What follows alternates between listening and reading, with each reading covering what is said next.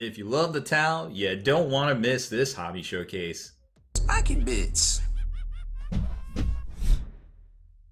Welcome back, Hobby Maniacs. I'm Baer, and today we are taking a closer look at the Den of Imagination's big ocean towel project for a huge giveaway they got coming up. So Real Recognize Real, Den of Imagination has been around for a while. We've worked a lot with them in the past. Helped promote them years and years ago. They always send some great stuff over. Today is is no exception, except for this is part of a bigger army that they're doing a huge giveaway for. Somebody at the London Grand Tournament will actually win, and they gave a bunch of prizes and painted miniatures over to Adepticon this year as well. So now they're really starting to give back and get the competitive folks and everybody really involved, with just basically what they do. So it's just really cool to see like a company that has been around so well now really giving back to the community, to all the gamers and everything out there, and allowing somebody to, basically win this. It's going to be some sort of participation prize. I don't know what, but the models look fantastic. So let's jump in and take a closer look at these right now. Now these are roughly their level 5 or level 5 equivalent paint jobs here, and we'll show you what all that means here shortly when we check out their site. They got a great looking site. Can't say enough good things about whoever designed their website, right? So this is Farsight. This is actually the second Farsight model they've ever made. This one I think was only ever available in Finecast, believe it or not, from Games Workshop. There is a metal one that's a little bit more static, not as cool looking. But this one definitely takes the cake when it comes to posability, as long as you can get the Finecast, or the material previously known as Finecast, to actually work with you. Now this one looks great. All of the ribbons and everything are expertly posed. I love the burst of airbrushing on this, but for the most part, it's a lot of just edge work. I'm just getting in here. All of these models we're about to show you. So swords looking great. Really cool little thrust right there, and then also the burnouts on some of the lights and sources of different, I guess, glowing effects and such. The blade looks good as well, but it's a little overshadowed by the base, to be quite honest. And the base, it is well done. It meets all the criteria for most hobby events.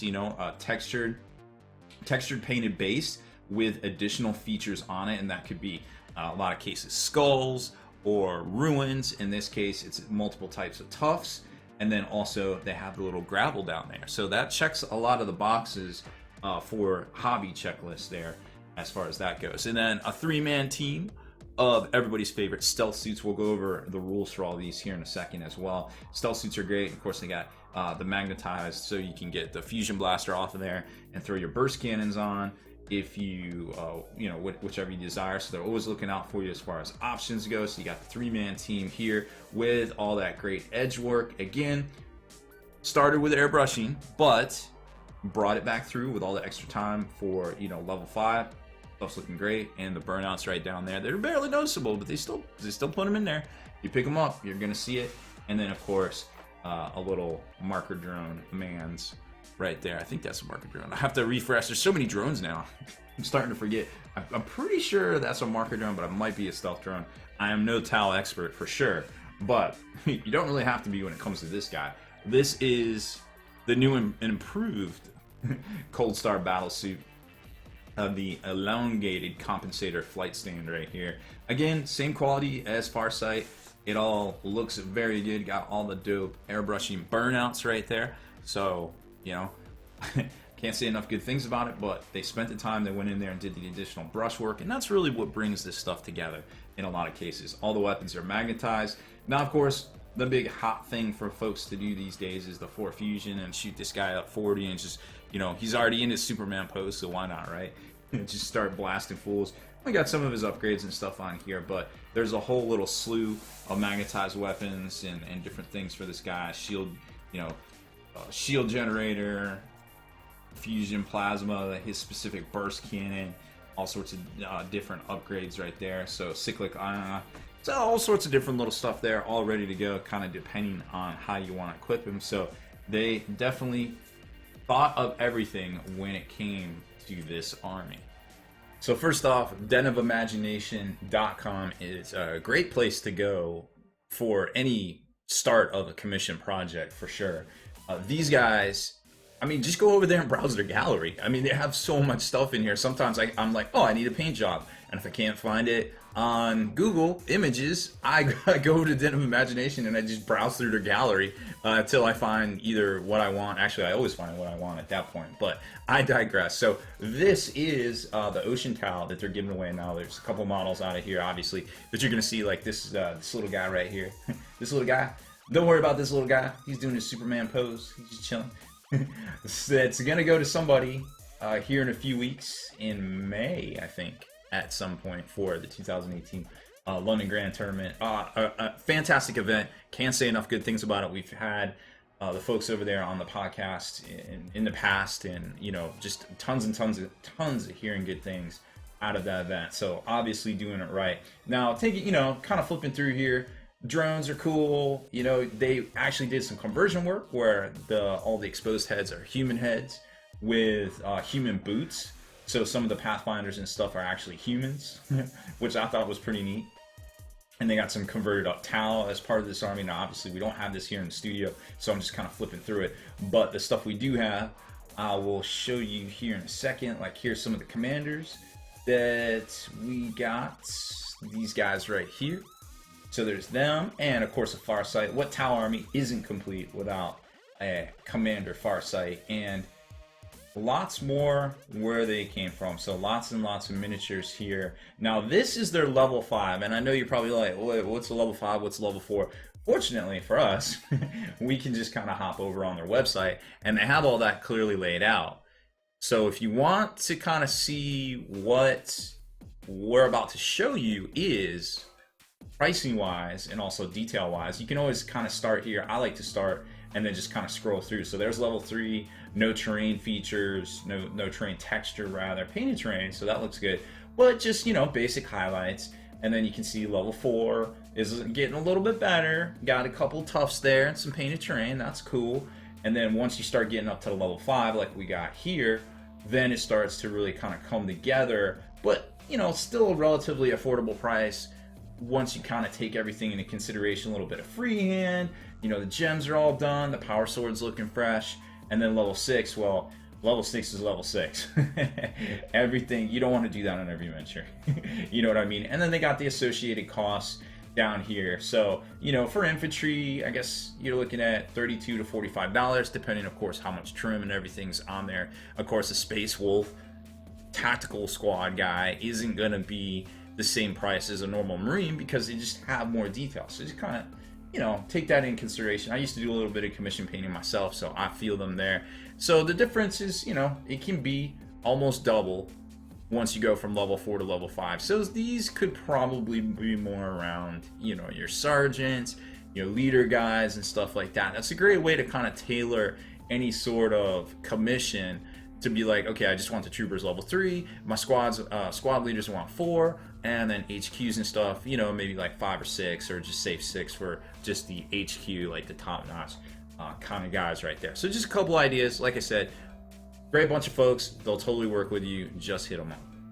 So as far as stealth suits go, they are an excellent choice because they can infiltrate roughly 12 inches away of non-your enemy's deployment zone, which allows them to bring to bear at least one fusion blaster, depending on how many you take. They're 20 points each, 8 points if you take a burst, 21 if you take the fusion, and of course you can give them whatever drones you want for the most part. They can be taken in squads of up to 6, so you could get 2 fusion online. They pair great with the ghost keels. There's actually a stratagem that allows them to bounce out if they do get engaged and plop back down, and then of course, they can do a lot of work from there. They do have the fly special ability, or keyword rather, so that gives them some options for falling back and still being able to engage the battle using their guns. They can take a homing beacon. They are -1 to hit, and there's actually, while their weapons aren't heavy, they are all assault except for the marker light, but that's besides the point. So they won't benefit from the Borkin to give them extra range, the Borkin set, but they can, if they do infiltrate out in the open, theoretically, depending on which set you take, you could be -2 to hit. So there's definitely some benefits to taking stealth suits in large numbers. And they're not that bad of points to begin with for 3 to 6 of them. Commander Farsight, always a fan favorite, dating back many years, painted up in that same ocean blue, looks great. This guy is 151, comes with the high intensity plasma rifle and the Dawn Blade, and may or may not be possessed by Corn or Chaos or something, I don't know. As the story goes, it's really hard to say why he's still alive, but he has a 4-up invulnerable save, which is pretty good. He can declare Monka even if Kallion or Monka has already been declared, I suppose, depending on who's in your army, but you can do Monka twice,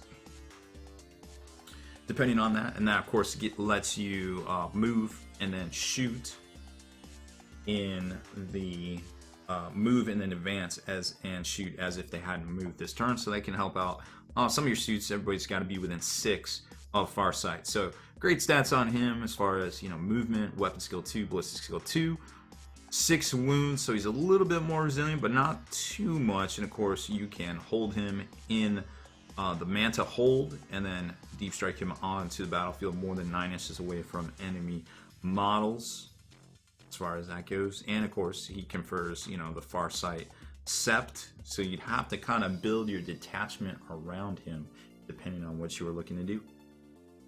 Or of course, you can just use him as a crisis commander with plasma gun, whichever. And last but certainly not least is the Cold Star Battlesuit Commander. Now this guy is definitely good. 1 per detachment, but you can take multiple detachments and still get a few of these guys. But of course, there's, I'm sure, some sort of FAQ coming down the line that will affect these guys in some way. Currently, it seems like folks run one of these with 4 fusion to jump up 20. They move 20 and then they can advance 20 and do some work there with the assault weapon, and just you just start blasting with the fusion, which is a pretty good tactic, to be quite honest. Now they can also be in deep strike using the Manta Strike, or conversely, you could just set them up and utilize some of the stratagems out there to give buffs to the rest of the army. You can also Monka or Kallion once per game. I imagine this guy will be doing some Kallions, well, only one, to allow the whole army to shoot twice. So these guys, pretty good. And of course, they have, you saw the little pile weapons right there, all sorts of magnetic weaponry that go along with them as well. So for the most part, definitely worth taking a commander. Most folks are probably going to run 2 or 3 of these in their army for all sorts of different variety of things to augment, but also perhaps go on the offensive. And we saw Farsight in this this little grouping of miniatures. You could also take the Farsight Sept, and the Fusion Blades would be a good option here too, because not only could you run up and shoot, but then you could duck behind cover again. There's a little thing that lets you, after you advance, you can move again, and that would allow you to kind of jump out and do an assault move after shooting your following turn, assuming this guy was unharmed. But don't know if that's all going to be valid tactics at the FAQ comes out, but either way, definitely going to want one of these guys in your army. Now, if you like these type of features here on the channel, these little army showcases, make sure to use your hobby muscles. Hit that subscribe button and turn on notifications so you can be the very first to like and comment on all our videos. Deleted scenes, bonus content, and all the interviews and post-game wrap-up videos can be located in the Hall of Veterans on thelongwar.net. Visit thelongwar.net today and try a week completely free with no strings attached. That's not all. TheLongWar.net is also your hobby resource for exclusive early access with an ad-free experience to all your favorite videos. Members of the Hall of Veterans gain early exclusive access to multiple hobby videos.